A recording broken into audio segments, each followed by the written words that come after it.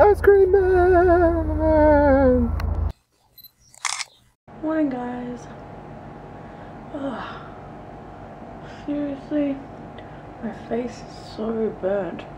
The rest of my body is like getting there though. It's still got a touch of red to it. It looks more red on the camera than it is. But yeah, Tannah was bloody teasing me last night about how burnt I was and stuff, and I'm just really thankful for our ancestry because yeah, Tannah doesn't really burn at all because she's half Albanian, but yeah, I burn for like a day or two and then I go really brown. I think that's the Turk, I don't know. And Mum, she's Italian, so she just goes brown, lucky thing. But yeah, man, it's just, I don't know, I'm not sore, but I'm holding a lot of heat, which is just making me uncomfortable. And my face is sore, like my nose is sore. My body is just like, yeah, okay, cool. Yeah, no, my face is really sore, so I'm just gonna keep putting this aloe vera on all day and hope it just fixes it. I might have to go buy a heavy duty one though, so that my face doesn't peel, because I hate when my nose peels. Ugh. Oh, that's what you get for summer. I don't know what we have planned for today. I don't think we have anything planned for today because it's going to be hot again, so we can't exactly go anywhere with BP when it's hot. Although it probably would make sense to go to a shopping centre and just sit under the aircon for a couple of hours and kick back, but I don't know. You'll find out during the day. Have a good day. Hello, good afternoon! The heat wave is over! Woohoo! 4 days of 40 plus degrees. Holy shit, that was just unbearable torture. It's just, I don't know, guys. Whatever country you live in, I don't know if your temperatures get that hot, but you gotta think of just like the driest heat you could possibly think of, mixed with just copious amounts of sweating. The heat was that much over the last 4 days that any greenness left in my grass in my front or backyard pretty much turned to a yellowish dead. My grass is now just straw, wheat. It's just nothing. So yeah, I do apologise if there's lots of wind noise, but I have all the windows open. I'm taking advantage of this cool change because over the next few days the temperature is not going to go over 25 degrees and there's going to be rain this weekend. You cannot imagine the exhilaration and excitement over this, because I hate summer hot days. So bring on the cool weather. As horrible as it is, you just cannot help but just to not give two shits about cooking at the moment. So not cooking at all tonight as we did last night. I know this is bad. We had fish and chips last night and we're having freaking Asian food tonight. I'm just on my way to pick it up now and I feel horrible about it, but at the same time I don't have to stand in a 40 plus degree kitchen to cook, so it pays off, but it also doesn't pay off at the same time. Told you there was a cool change coming. Oh, rain, get all over my face. That is what she said. You should never gloat about something, guys, because when you say something good, something bad always happens. When you brag about something, karma always bites you right on your butt. Driving home and car just started to lose a lot of power, making loud noises, so I just quickly pulled over as quick as I could, put some oil in it, put some water in it that we already had in the boot, and I was hoping that would have just like fixed it, because yeah, that's usually the problems with a car, oil and water. So I did those and managed to drive a little bit further, coming home, and you have to go up this little ramp kind of dealy, and just started to lose power. And yeah, I was going about 65 k's and I just made it over the hill going about 25 k's, and there was a quick turn off on the left to go down a side street. I managed to turn off, the car sort of stalled, I managed to roll to a stop in between these two driveways here, and yeah, it starts, but so I have no idea what happened, but all I know is that I am not willing to drive it any further on the off chance that something worse happens to it. So I've unloaded the car of what I could. I got the pram, I got the car seat, I got our dinner, and yeah, dinner will be cold, but hey, shit happens. So I've called a taxi, I'm just waiting now. The guy said on the phone that I'll get the first available, but that was like 20 minutes ago, so I'm hoping it gets here soon because I really don't want to get rained on, even though I want the rain. So yeah, I'll have to keep you updated over the next day or two just to see what happens with the car, but I don't know. I hope it's not something really severe. This is the last thing that we need right now. Never gloat, guys.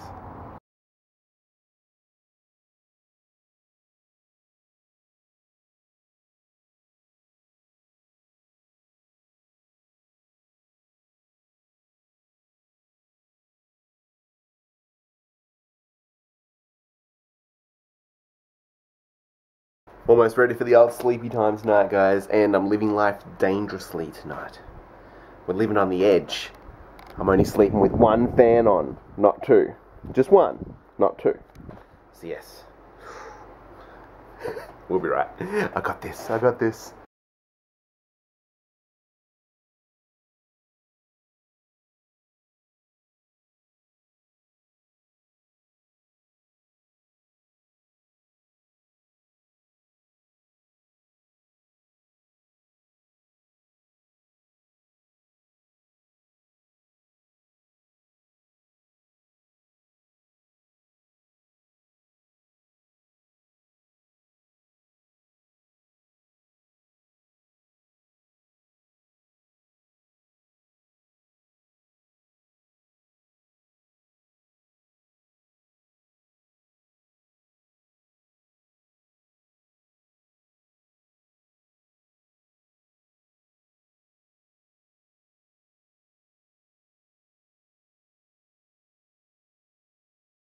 Hi. I haven't talked to you for a while, have I? Actually, I haven't talked to you since I got arrested. Yes, arrested. It's a long story, so I'll tell you as quickly as I can. You all know the hunt for the dining room table. I have to start at the beginning. Hunt for the dining room table. We live in the smallest house on the face of the earth with 4 people in it. We need a dining room table, obviously, so Bibi can learn to eat at the table and not feral. But finding a table small enough, it's been a very hard road trying to find one. Finally found one at a thrift store of all places. Cost me $30, you already know that. I come home excited. About 2 weeks ago I'd found it. Well, I went to the thrift store in general to arrange for the table to be delivered. And while I was there waiting, I was looking at the books, and the books are in rows, but they're cubing. They're not solid shelves, they're cubing. And I was looking at the books, and through the cubing I could see this guy, not going to say gentleman, guy.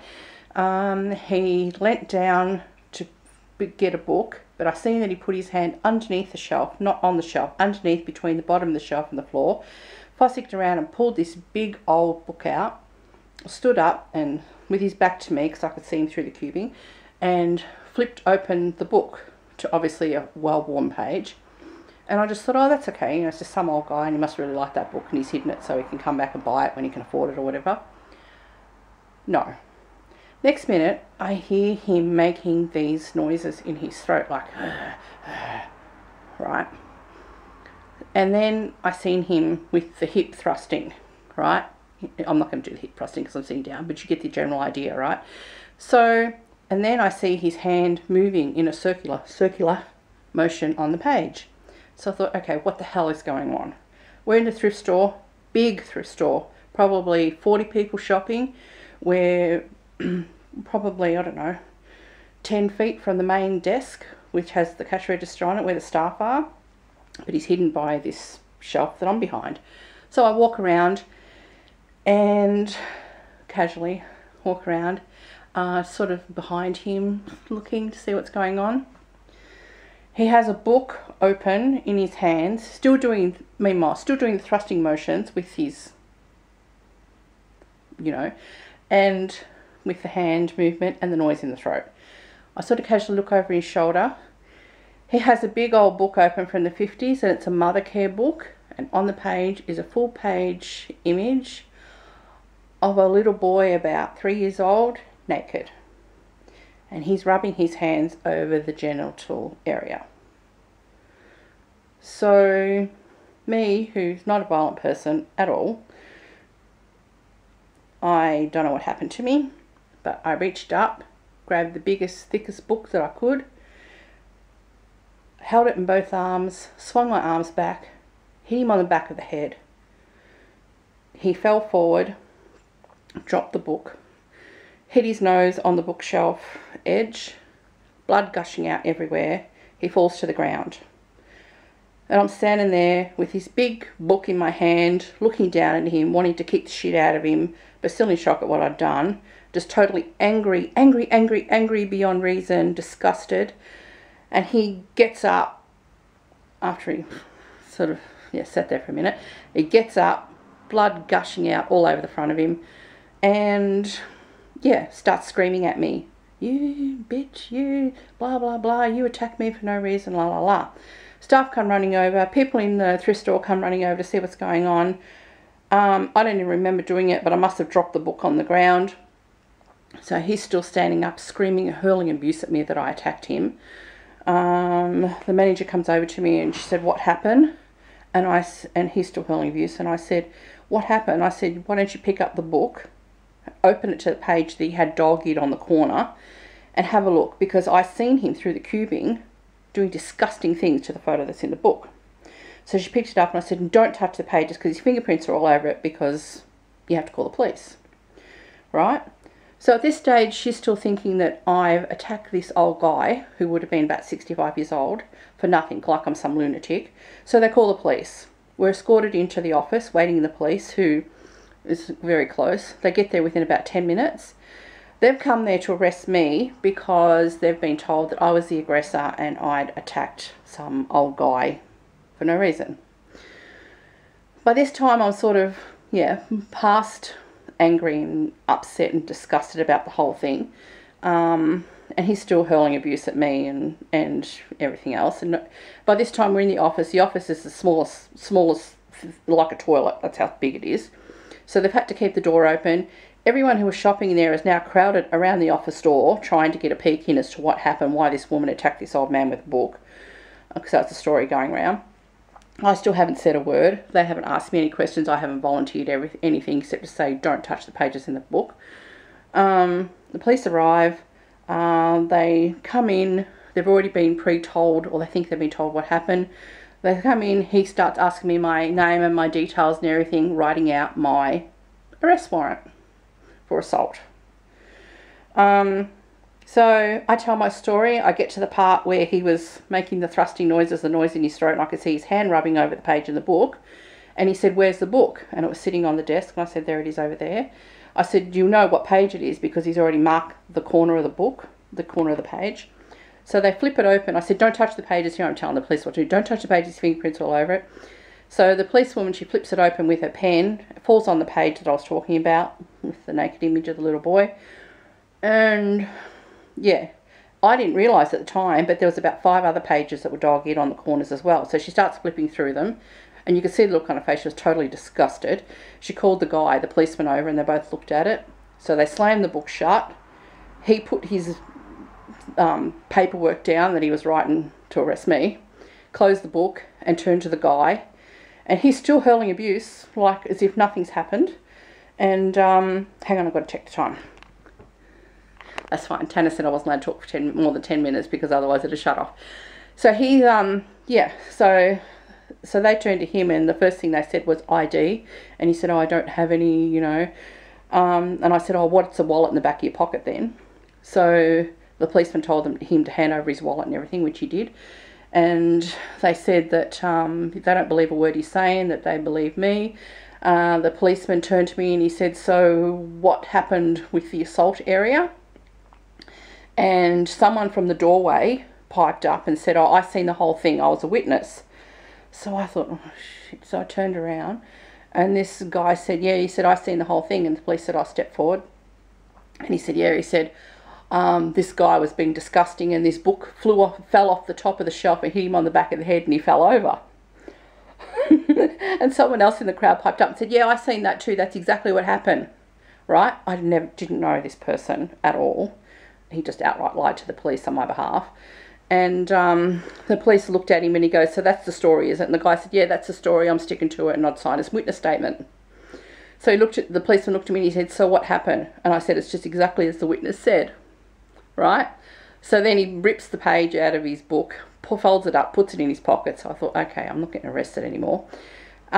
He turns to the guy, the old guy, whose nose has stopped bleeding, but he's got this old tracksuit top on, one of those zip-up ones that's like 10 sizes too big. And he said to him, okay, you're coming with me, but you need to take your top off because we're not taking you like that with blood all over you. He said the op shop thrift store will give you a t-shirt to wear. And the guy said, oh, I'm not taking it off. And he goes, you either take it off or I'll strip it off you. So the guy undoes the jacket, takes it off. He's got nothing on underneath the jacket at all. And the tracksuit pants are so low, are so big and disgustingly dirty and everything, that the elastic had gone in the waist. And I was just hanging down. You could see all his pubic hair and the fact that he had no underwear on and that he had a big boner. Boner, is that the word? Yeah, that's boner. That's the word, right? So by now the police is just totally disgusted and just, yeah. So she put gloves on, he put gloves on. They just marched him out of the op shop like that, with no top on, blood all over him still hurling abuse at me. And, yeah. Oh, by this time I'm just totally, I don't know, not humiliated. I was just embarrassed and angry, and you know how adrenaline, and then you come down really quickly, and yeah, that's what it was like. Hang on a minute. So yeah, part 2. So I'm sitting there, the police leave, tell me that they'll be contacting me again. So I still really didn't know what was going on. So I get up, grab my bag, go to walk out of the office, and the manager of the thrift store comes over to me and she goes, I understand what happened. She said, but we're a charity organisation and we don't agree with the violence or attacks or assault or anger in any way, shape and form. And as this has happened, you are prohibited from shopping in this store for 30 days. They banned me from the thrift store for 30 days. So by this time, like, I'm like coming down, I'm nearly ready to cry. I can't wait to get to the car. And I looked at her and I said, you're blaming me for cleaning up your shit. I said, are you the manager? She said, yes. I said, well, this is on you. I said, because your quality control sucks to let that book escape through the shelf for some pedophile that we now know, because he said to the police that he comes in, he's a good customer, he comes in every day for 3 weeks, which means that he was coming in for that book. I said, he's coming here every day for 3 weeks. I said, he's 2 shelves away from your desk where your staff are, and you mean to tell me that every day for 2 or 3 weeks he's been doing that and you haven't noticed? I said, you should be ashamed of yourself. I said, because this is on you. How dare you let that book come through to your shelves? Right? So at this time I'm just like furious again, on the verge of crying. So I just turn around and walk out of the store, not even remembering that I still haven't arranged to get the table delivered. Walk out of the store. As I'm walking out, there's still a lot of people around and everything want to know what's going on. They've heard that I'm banned from the store and there's an uproar behind me, but I'm just walking out anyway. People are patting me saying, oh, you did the right thing, you know, blah, blah, blah. Yes.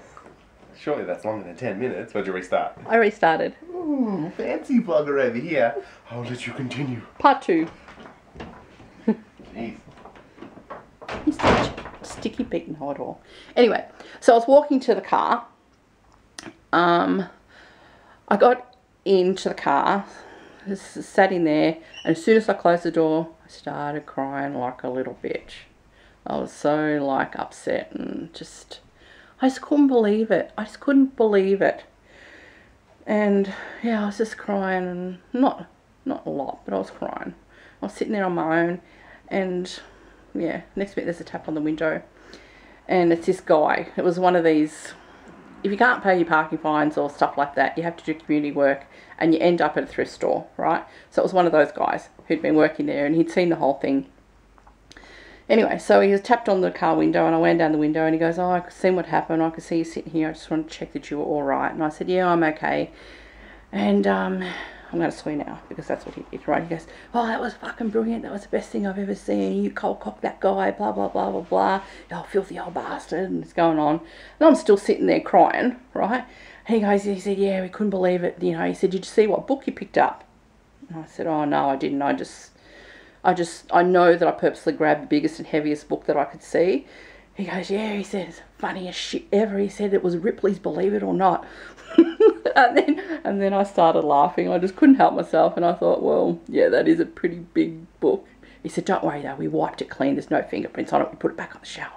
I said, thanks a lot, no worries. So anyway, so I started the car, drove out of the parking lot. I'm waiting to get back on the highway. There's a tap on the boot, and I look in the rear vision mirror, and it was the guy that, the witness, I'll call him the witness, that stuck up for me, and he just sort of gave me a salute and walked off. So I didn't even get to say thank you or anything to him, but yeah. So that's my story. I attacked a pedophile in the thrift store, knocked him out with the Ripley's Believe It or Not book, and he had a big egg on the back of his head, broken nose, I broke his nose, and I didn't get arrested after all. So yeah. So as I was banned from the thrift store, a week's gone by, I still don't have the dining room table. So I thought, you know what, stuff it. So I marched in there today. I thought, I'm not shopping, I'm just going there to collect something. There was a different lady on the desk, and I told her that I was in there to pick up a table. She said, she said, we wondered why it hadn't been picked up. I said, what the hell do you mean? I said, I'm banned from the store. She said, what do you mean? And I said, didn't you hear about the thing that happened with the pedophile? She goes, yeah. I said, well, that was me. I said, and the manager that was on that day banned me from the store for 30 days. And she said, what? She said, I'm the manager of this store. That was a fill-in manager, and she doesn't know shit. And I thought, okay. And she goes, you're not banned from the store, love. She goes, you can shop here anytime you want. I said, okay. So, I'm not banned from the thrift store anymore. Yay! And, yeah.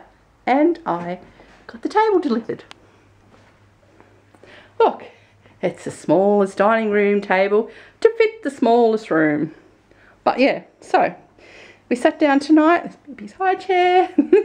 We sat down tonight. That's Tannah's chair. He's the king. Yeah. Sat down tonight. I had dinner in here for the first time, and it was really great. So that's my story. I never knew I had it in me. Just one more thing before I go to bed tonight. I just had to show you. The glass mama owl had a baby. Look, there she is. There's a little baby. Look. Yeah, Tannah said it's a fat one, so we're going to call it the baby baby. That's not nice. Shut up. Yeah. So look at the family. I had that blue one first, and look, I've got 5. It's becoming a bit of an obsession actually, so maybe I should stop. But they're, look, they're all interracial. They're interracial. They're interracial, look. Interracial? Yeah. That's 5. That's a nice group. I don't think I could fit any more up there anyway. Like one Long Dong Silver. Hey? Long Dong Silver over here. Look. No one wants Beverly Hills car. What'd you do that for? I'm not tired. But look, it's 25 to 4 in the morning. Why are you doing awake? Well. Oh, here we go. For the first time in about 4 months, I went to bed before 12 o'clock last night with the full intentions of streaming this morning because it was going to be nice and cool because today was the last day of the heat wave. So basically, I woke up at 7:45, plenty of sleep, and it was already 30 degrees. Okay. I'll see if the temperature rises. So I went to sleep until 8:30. It was 35 degrees. 8:30 this morning. So I just rolled over and went back to sleep. And that was it. So now you're wide awake. So I ended up waking up at about 11:45. So I went to sleep at about 11:45, then woke up at about 11:45 with those 2 breaks in between. Long story short, I slept for 11 hours, so now I'm good to go. And I'm drinking Gatorade at 3:45 in the morning. Why don't you film now? Mine's not in it. You gotta be in the zone. Here we go. You gotta like be in the woosah. Jesus Christ. Anyway, that's my family of owls with the baby owl. Don't touch the owls. Jesus.